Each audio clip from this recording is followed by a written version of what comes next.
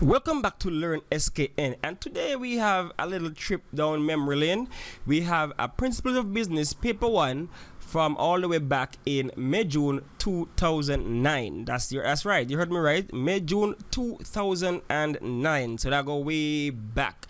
All right, and you realize that some of the questions here are what we are seeing even on the 2020 paper that I did, the January 2020 paper that has been done. All right, so let's just jump into it and see how they were back then. All right, number one, which of the following types of business environment is most typical of the Commonwealth Caribbean area? And of course, the answer here is B, mixed economy. A mixed economy. Most of the islands in the Caribbean are mixed economy. That means they have both private and public sector. Number two, a major function of the public sector is to, and the answer here is C, serve the entire population. So the public sector is all those things that are under the purview of the government. So the government is in charge of the public sector, and so the main job of the public sector is to serve the entire population of a country. Number three, which of the following is the most popular type of cooperative existing in the Caribbean? And of course the answer would be, the best answer here is B, financial, because there are a lot of different credit unions around, a lot of different financial based cooperatives. You have a lot of agriculture based cooperatives also, but the more popular ones would be the financial ones. Number four, private enterprise is run mainly to, and so the answer here is B, create profits for the owners. Of course, you know the main goal of any private business is to make a profit, unless of course you're a non-profit organization. But for the most part, most private organizations, their main job is to make a profit.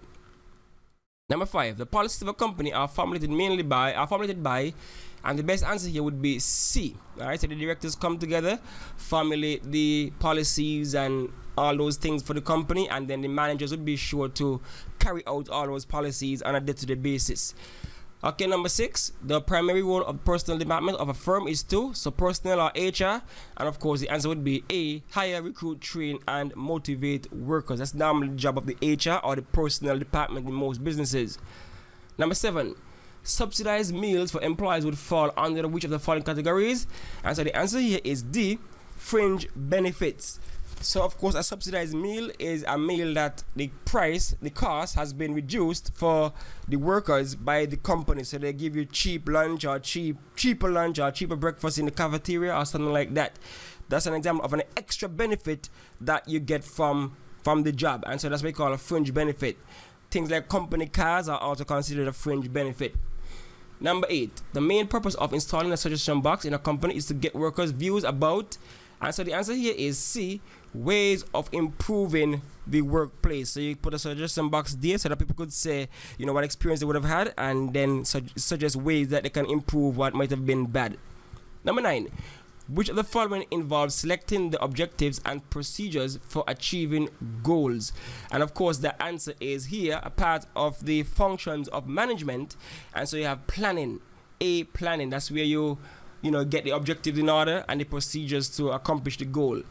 And then you have other things like organizing, controlling, motivating. All those are other functions of management. Number 10, which of the following responsibilities must be assumed by the management of a company? We have some options here.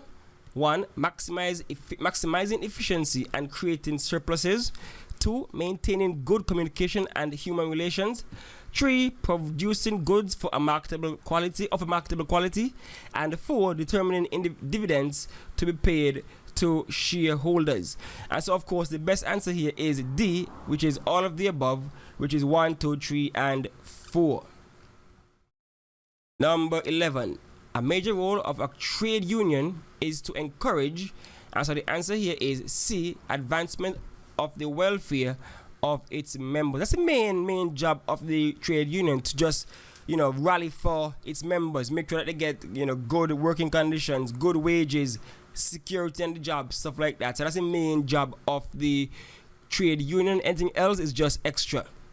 Number 12, an entrepreneur may reduce the risk of loss by, and of course, planning. The answer is D, planning ahead. You know how the old adage go, you fail to plan, then you plan to fail. So planning is what you use to minimize risk of loss. Number 13, cash used to secure a loan at the bank is referred to as, and the answer here is collateral. So the collateral is what you use to secure a loan from a bank. So the collateral is cash. Could also be other assets out there, such as a building or something like that, or whatever else you might use that might be value close to the loan you have had. So the best answer here is A, collateral.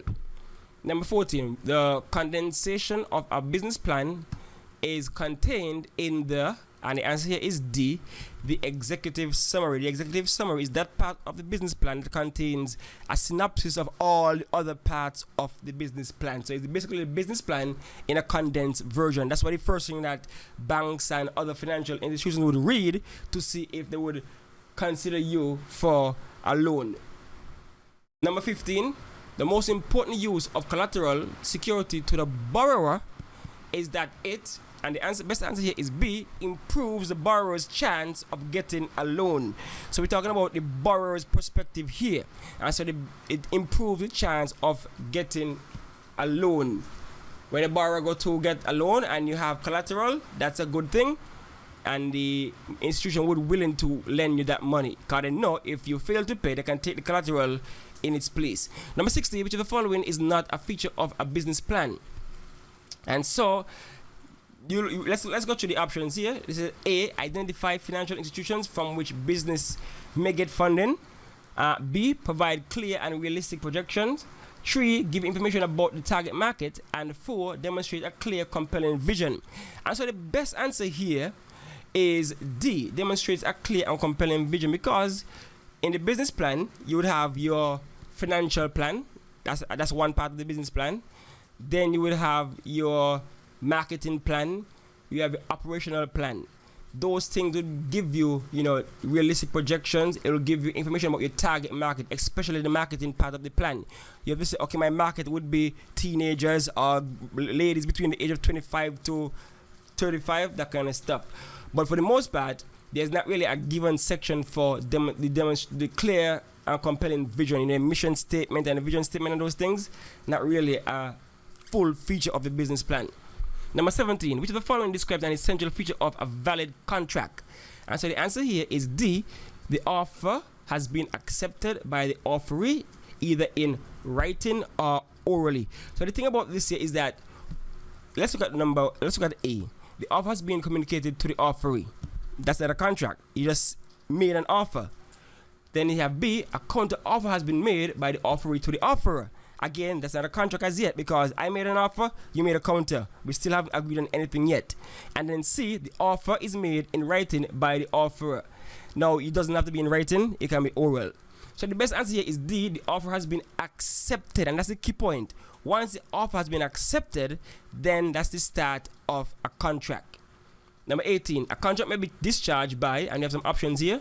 1, breach. 2, performance. 3, lapse of time. 4, offer and acceptance. And so the best answer here would be C, which is 1, 2, and 3. So you can discharge a contract by breach, actually doing the contract, and if you allow time to pass and the contract hasn't been, and the contract would be discharged over time. But 4, offer and acceptance, that's not a way in which a contract is discharged, it's a way in which a contract is formed initially. 19, a post-dated check is one which, and of course, post means after, and so B is dated for payment at a future date, so it's in the future, post-dated. So you cannot take a check that is dated for the 25th, you cannot go to the bank on the 23rd or the 21st and get it changed. You have to wait until the time would have passed. Number 20, a purchase order is a D, statement offering to buy goods. Number 21, which of the following does a firm involved in food, which of the following industry does a firm involved in food processing belong?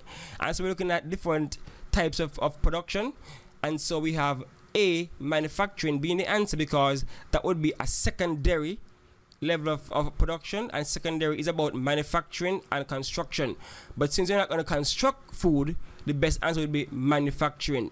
When you extract, that's the primary level of production, and service would be the tertiary level of production. So the best answer is A, manufacturing. Number 22, the term human resource refers to, And the best answer is C, persons available for productive and professional services. Your human resource are your people. It's your labor force. That's your human resource.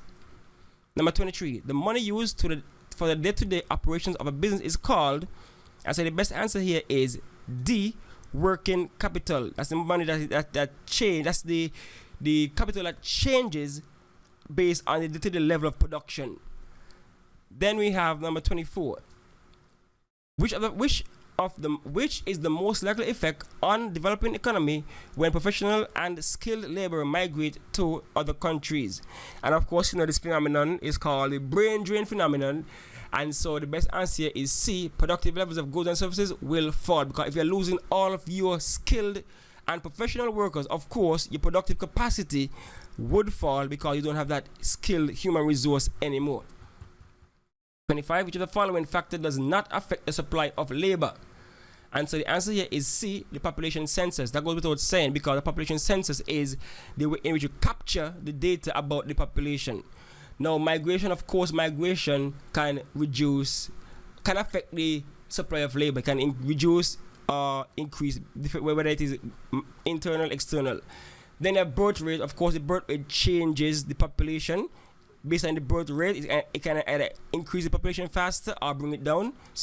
Then you have D, school leaving age. Of course, the school leaving age will affect who can enter the labor force and when. 26, which of the following conditions would constitute a linkage between two industries? And so we have the best answer here being A, the output of one industry of the economy becomes the input of another industry. So they're simply saying that it can either be backward or forward. So you have backward linkage, forward linkage. So maybe the output of, let's say you have sugarcane and you have a sugar manufacturing company. And so you have the sugarcane industry, that's the extractive. And then if somebody said to contract or buy the sugarcane field, that's a backward linkage. Or if the owners of the sugar estate decide to buy the factory, that's a forward linkage. So the output of one industry of the economy becomes the input of another industry. That would mainly be an example of forward linkage in that case. Number 27, which of the following is least likely to result from growth in an organization? And so the best answer for this one would be C, increased communication. That's the least likely thing to result from growth. Because as we say that as a company grows, you have more and more layers and layers and layers of management and different workers and different departments and stuff like that. So all of a sudden, communication becomes a little bit more difficult. You don't even know who your boss is or your real boss is or anything like that. So it becomes more difficult. Now, greater productivity, that can happen. More division of labor, that can happen. Increased capital investment, of course, because you're growing. But increased communication, that's the least thing that could happen from a business growing. Number 28, in which of the following types of trade can the hire purchase method of buying be used? And so the best answer here would be A, retail. And I think that goes without saying. You cannot import and hire purchase. Like, how would that work?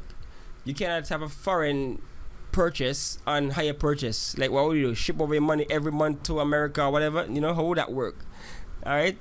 Number 29, which of the following must be taken into account when packaging goods for retail? And you have some options here: cost, brand, protection, attractiveness. And so the best answer would be all of the above. You have to take the cost into account, because the cost can ultimately affect the overall cost of the product. If the packaging is expensive, some people have some nice packaging for their goods. You're basically paying for the package.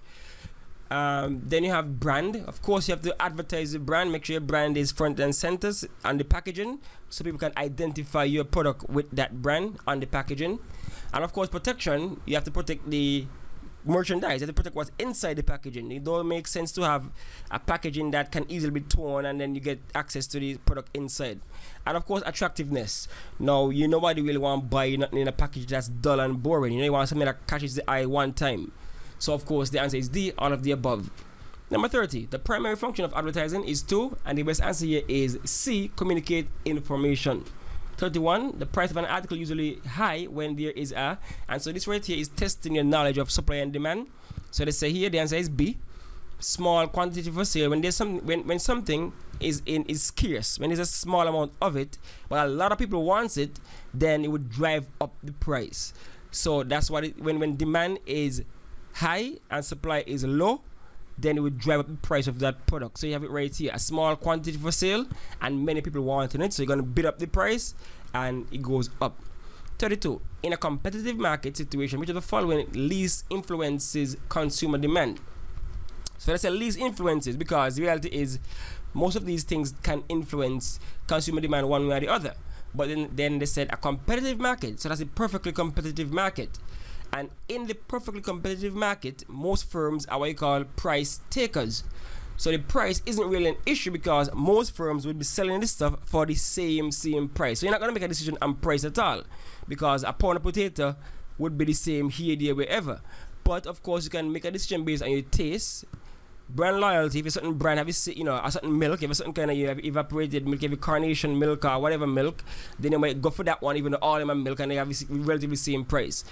And then of course your income would determine what you can afford. Number 33.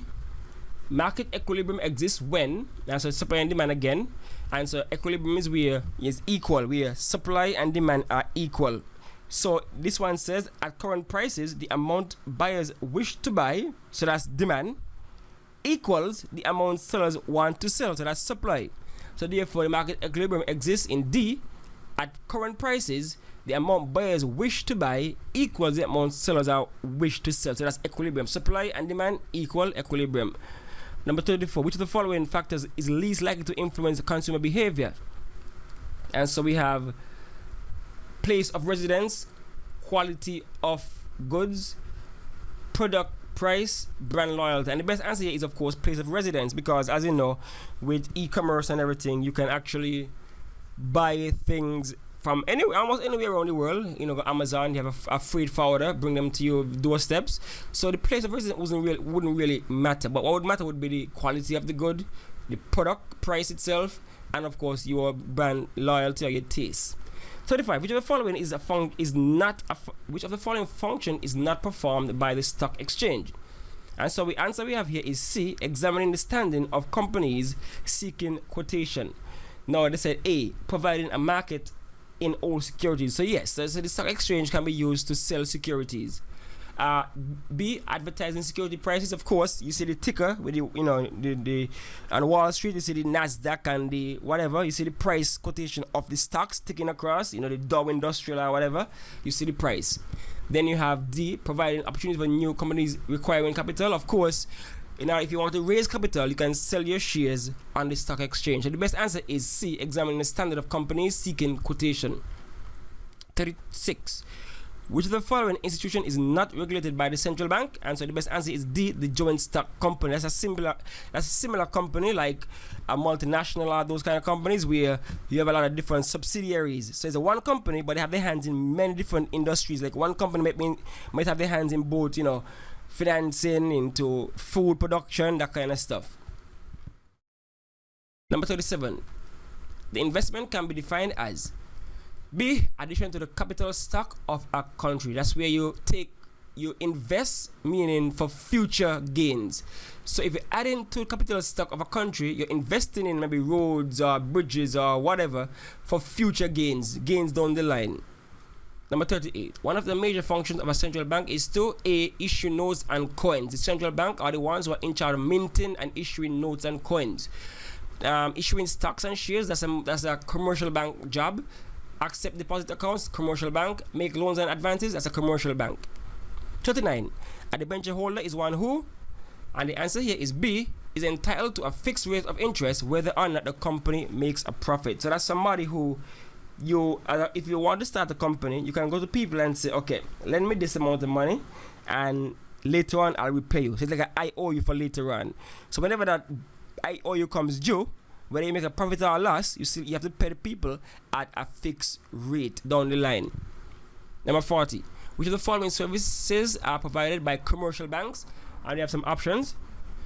1. Accepting deposits from customers. 2. Offering loans to small businesses. 3. Acting as banker to the government. And 4. Controlling the supply of money. And so we know that the central bank is the one who controls the money supply, so that can be one. And we know the central bank is also the bank for the government. So the answer is A, 1 and 2, which is accepting deposits from customers and offering loans to small businesses. 41. which of the following measures may be used by the government to protect consumers? And so we have some options. We have taxation, labor laws, price control, provision of subsidies. And so the best answer here would be D, which includes labor laws, price control, and provision of subsidies. Now, taxation doesn't really go out of its way to it doesn't directly protect the customers. There are roundabout ways it can, but that's a different argument. But for this question, the best answer is D, because labor laws would say that you have to put what's in the ingredients and the nutritional facts and stuff like that on the label so people can read and know what they're eating or consuming. Price controls is where that government makes sure that nobody's gouging the customer's eyes out. You can only charge X amount of dollars for this product. Then the provision of subsidies. When the government provides subsidies, they normally help the production cost of companies to go down, which in turn should help the cost to consumers to buy the product to be cheaper. Number 42. Export licenses are mainly used to enable government to control the flow of goods being exported. 43. The following measures. Which of the following measures are used by government to redistribute income? And so the best answer here is pay as you earn and national insurance. Number 44. Which of the following best describes subsidies? So you have some options here, but for my liking, the best answer here is C, taxes withheld by the government. But let's look at them individually. So we say loans given to businesses. Now straight up, a subsidy is normally financial aid or aid that is given to companies by the government that can help them to reduce the overall cost of production, which can cause the prices to be cheaper so that the company can be competitive. Okay, we got that out of the way. So they say loans given to the businesses. No, because a loan means you have to repay, but subsidies you don't have to repay. So that's not it. Profits realized from investment. Again, this is from a subsidies are normally from a government point of view. So profits realized from investment will be from a company's point of view. They're reinvesting the profits, and so that's not it. Then we have D, grants made to businesses by government. A grant is normally a financial assistance from the government that the business doesn't have to pay for. It's sometimes a one-off thing that can be used to, help to bolster production. Then you have C, taxes withheld by the government. Now, one form of a subsidy can come in is what you call tax exemption. That's where the government reduces the tax or totally take off the tax by the business from the business. For example, maybe if you want to import something as a small business owner, government would say, okay, we take off the import duty tax. So that would that would make the product cheaper for you so that you can sell it cheaper to the consumer. So things like tax exemptions are part of government subsidies. So that's where the answer is C, taxes withheld by the government. 45. Governments can influence business activity by, and the best answer here is reducing taxes. Now, if you say reducing grants, that's not going to help. That's not going to influence business activity in a positive manner. This question was asking about influence in a positive way, and so the best answer would be A, reducing taxes, because all of these can influence business activity. But the question would have been in a positive way, which you would see corrected on later papers, and so the answer would be reducing taxes. Number 46. Which of the following are reasons for government imposing taxes? And so we have some options. 1. Promoting economic growth. 2. Redistribution of income. 3. Increasing interest rates. And 4. Improving the balance of payments. Okay, good. So the best answer would be C, which includes 2, which is redistribution of income, which is for sure, and 4, improving the balance of payments. So what you have to understand is that this answer must include 2. It must include 2. All right, and then you have promoting economic growth. So you can use taxes to promote economic growth. You can use taxes to deter certain negative behaviors that can in turn help with promoting economic growth. All right, 47. Which of the following forms of taxation can be classified as direct? And so the answer is B, income tax. That's when direct taxes are taken directly from its source, directly. So income tax, when you get paid, that's taken out directly. All these other taxes, excise duty, custom duty, purchase tax, are taxes paid on consumption. When you engage in consuming certain things, then these taxes will become active. They are indirect taxes. 48. To correct an adverse balance of payments position, a government may Of course, adverse mean bad. So to correct a bad balance of payment, you would be increase imports, because if it's an adverse balance of payment, that means that you are importing more than you're exporting. So you're buying more than you're selling. So to correct that, of course, you're going to up your exports to try to, outpace the imports. 49, a country has a favorable balance of trade when, and of course, A, favorable mean good, and so it's when it sells more than it buys. So that's a good position to be in, when you sell more than you buy. 50, which of the following is not a benefit of international trade? Again, very obvious answer. Now we said C. The answer is C. Import restrictions can be imposed on foreign items. So that's not a benefit, of course. But A, a greater variety of goods is obtained from overseas. Of course, that's a benefit, because every country cannot produce all that they want. B, political links are developed with other countries, of course, because you engage in trade. You have all these trading blocks being formed, all these different, GATT and NAFTA and those things coming on board, and they encourage, political dialogue. And D, producers are able to increase their market size, of course. If you're in a small country and then you start trading internationally, you open up the market to bigger places to sell your products to. So the answer is C, import restrictions can be imposed on foreign items. 51, which of the following practices would not contribute to economic development and growth of a country?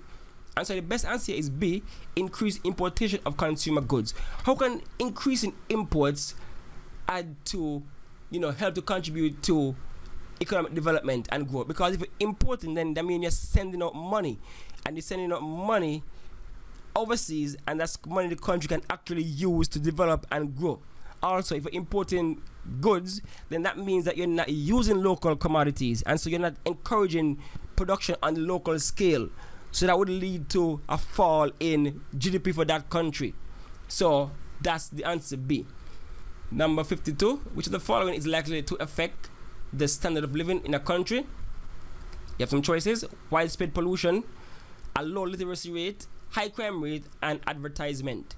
Now, one time you can see one just sticking out like a sore thumb, and that one is advertisements. Like that just doesn't link anywhere here, and so that's an obvious answer. So it's C, one, because widespread pollution is going to bring down the standard of living.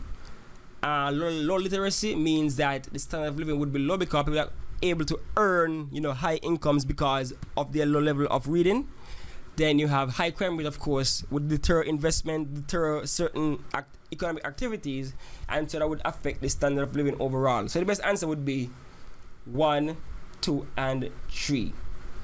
Number 53. Education contributes to economic growth by ensuring that the workforce is highly, and the answer here is efficient.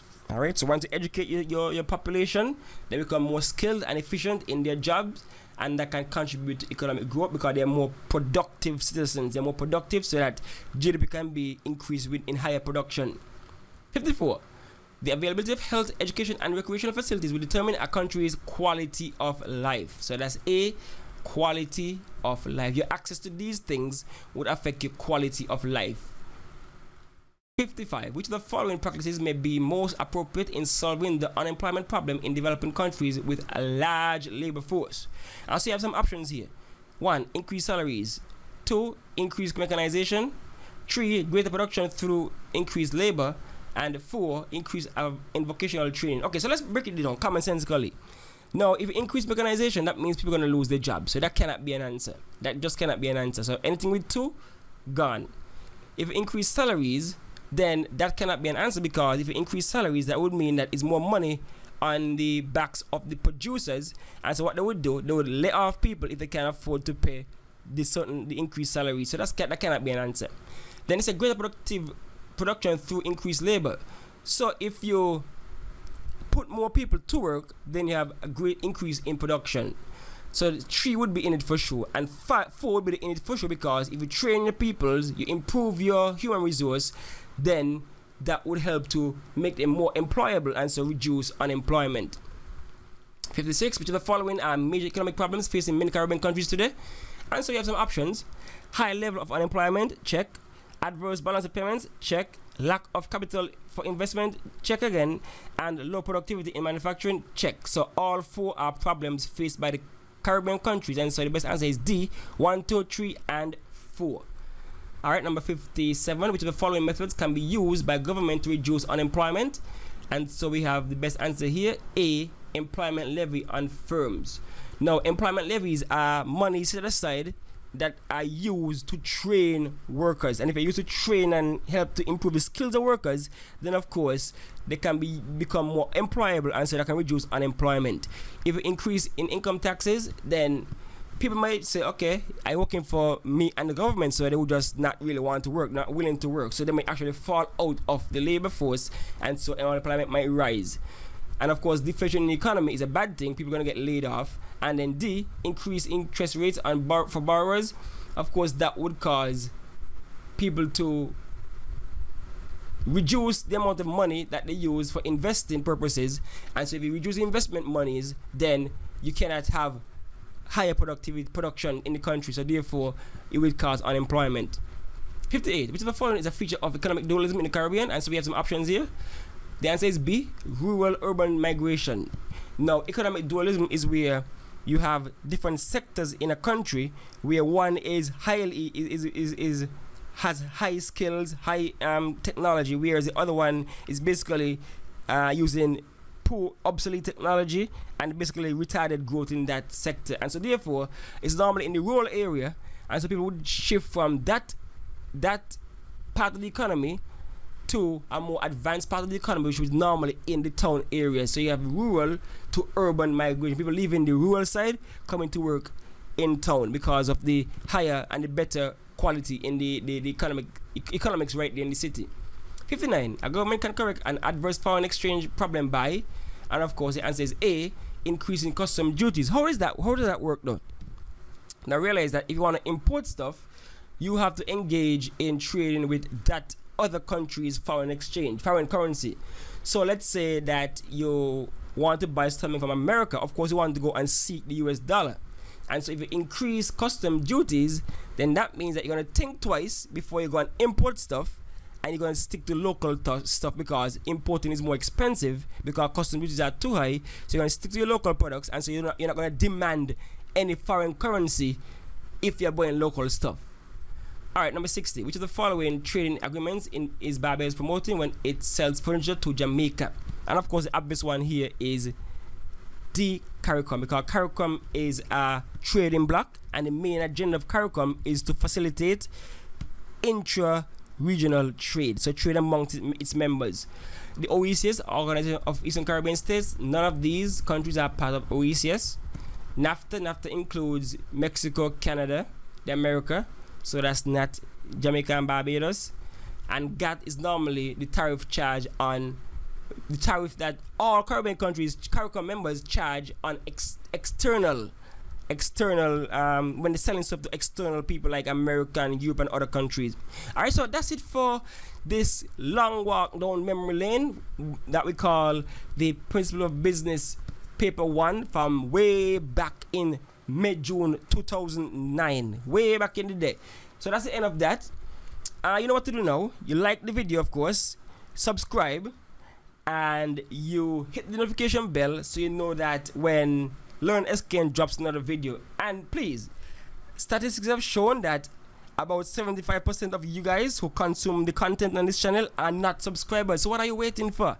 Just hit the subscription button, get the channel growing, get the community growing. Because the reality is, a lot of these papers I actually got them from members of the community.